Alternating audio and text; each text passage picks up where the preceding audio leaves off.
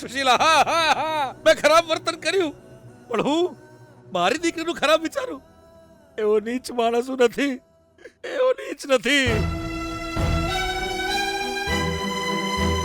જ્યારે મારી દીકરી સ્વાભિમાનથી જીવતી હતી ત્યારે મને બહુ જ ગર્વ થતો. મંત્રી દીકરા સાથે લગ્ન થયા, એમના ઘરે જઈને એ બધા સાથે હળી મળીને રહે છે એવું સાંભળીને હું મનમાં ને મનમાં ખૂબ ખુશ થતો હતો. મારી વર્ષોની તપસ્યા ફળી છે એવું લાગતું તું મને, એવું માનીને ખૂબ ખુશ થતો હતો, ખૂબ ખુશ થતો હતો.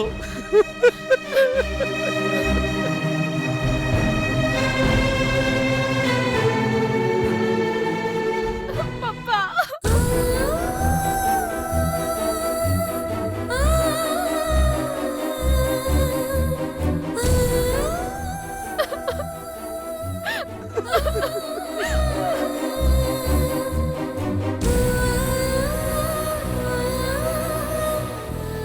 આપણું તારી ભલાઈ માટે હતું દીકરા.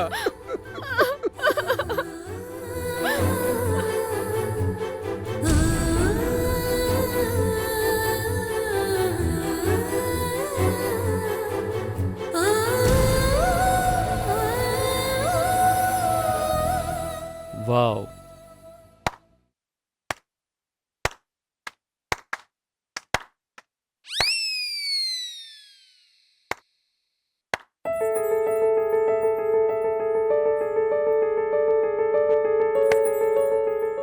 બહુ જ સરસ વાત કહી તમે વૈષ્ણવજી. તમે બહુ જ અલગ માણસ છો. જો તમે તમારી દીકરીને આટલો પ્રેમ કરો છો તો તમે એના નિર્ણયનો વિરોધ કેમ કરી રહ્યા છો? તમે એનું સુખ ઈચ્છો છો ને, તો વિજય અને ગીતાના લગ્ન કરવાની ના કેમ પાડો છો? એનું ખાલી એક જ કારણ છે મંત્રીજી.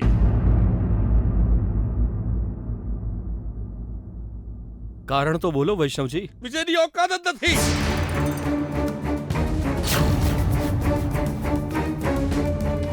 જી હા,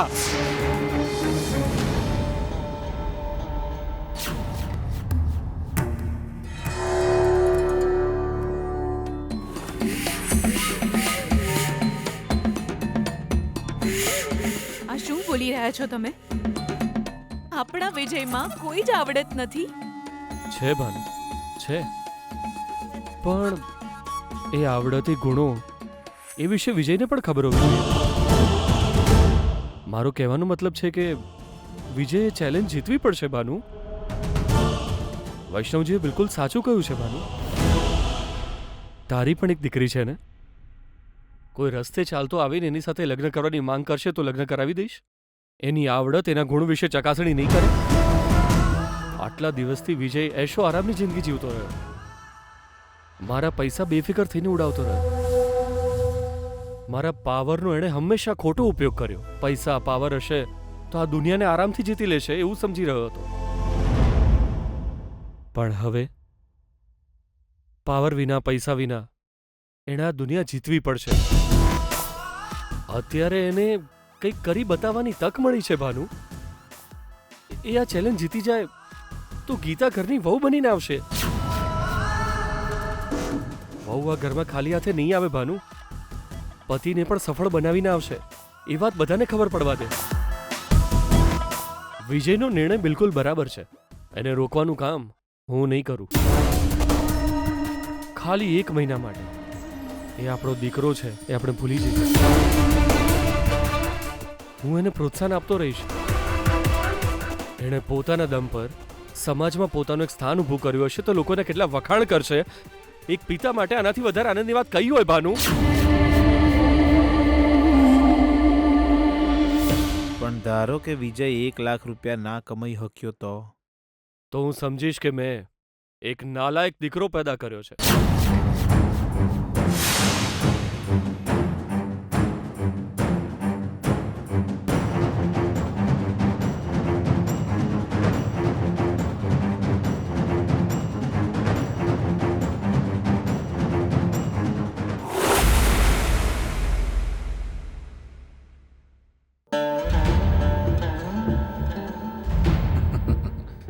બેટા ગીતા, તેની સાથે ભાગીને બહુ જ સારું કામ કર્યું છે બેટા. અને તે પણ સુશીલા દીકરીને સપોર્ટ કરીને ખૂબ જ સારું કામ કર્યું છે.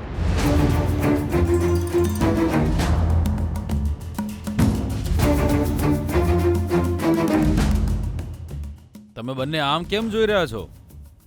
અરે હું મજાક નથી કરી રહ્યો.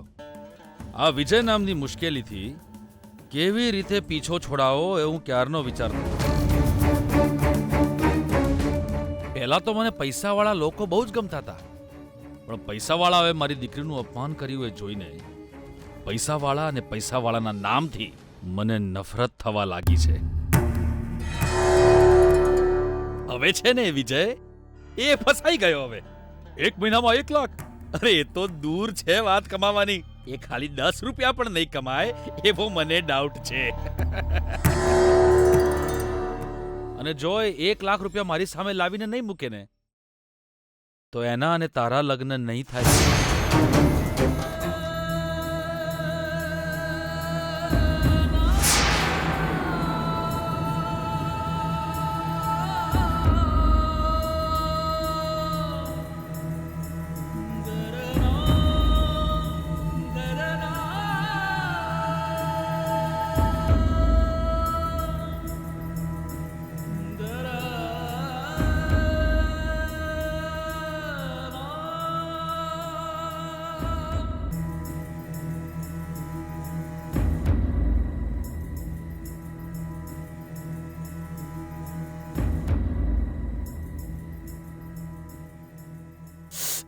એ યાર, અહીં બેસ યાર.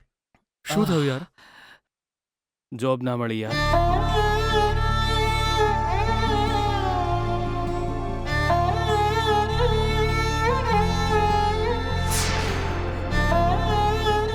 આવી રીતે ખુલ્લા પગે જાય તો કોણ કામ આપે યાર? ડિસિપ્લિન નામની કોઈ વસ્તુ પણ હોવી જોઈએ ને. પેલા સાહેબ પણ એ જ કહી રહ્યા હતા, મારામાં ડિસિપ્લિન નથી, કોઈ મેનર્સ નથી, ઘણું બધું કહ્યું તો એમણે. સંભળાવે જ ને. તું 1 લાખની સેલરી વાળી જોબ માંગી રહ્યો છે યાર. એક કામ કર, આ લે તું મારા શૂઝ પહેરી લે. પણ યાર, જો યાર, તું બીજી જગ્યાએ ઇન્ટરવ્યુ આપવા માટે જઈ રહ્યો છે ને, એક કામ કર, તું મારા શૂઝ પહેરીને જા, પાછા આવીને મને મારા શૂઝ આપી દેજે. પણ પ્રોબ્લેમ એ નથી. અરે યાર, તું ચૂપચાપ પહેરી લે. વિજય, તું નકામું ટેન્શન ના લઈશ. અત્યારે તું પહેરીને જા, તને આ જોબ મળવી જરૂરી છે. કોના શૂઝ છે એ વિચારીશ નહીં, ઠીક છે?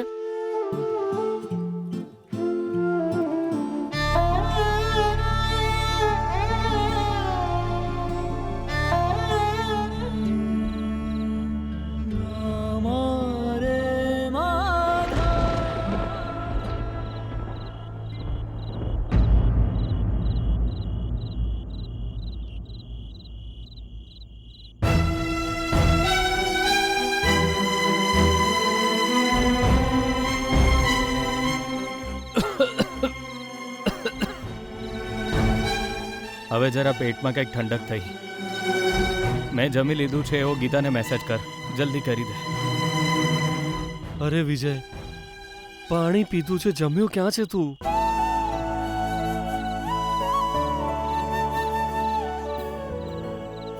હા યાર, આજનું મારું જમવાનું તો થઈ ગયું. બસ હવે ગીતાને મેસેજ કર.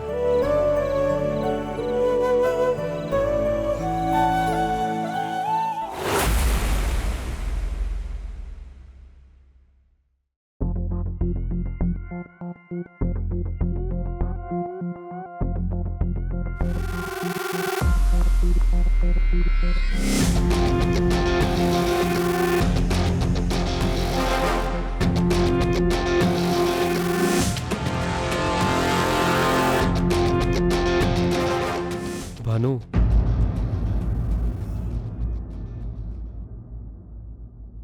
તને ખરેખર વિજય પ્રત્યે પ્રેમ છે ને ભાનુ?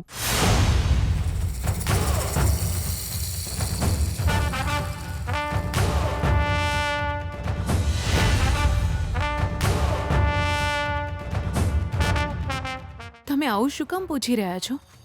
એણે કંઈ ખાધું હશે કે નહીં એવું વિચારીને મારા ગળેથી એક કોળિયો પણ ઉતરી નથી રહ્યો. અને તું એની માં છે.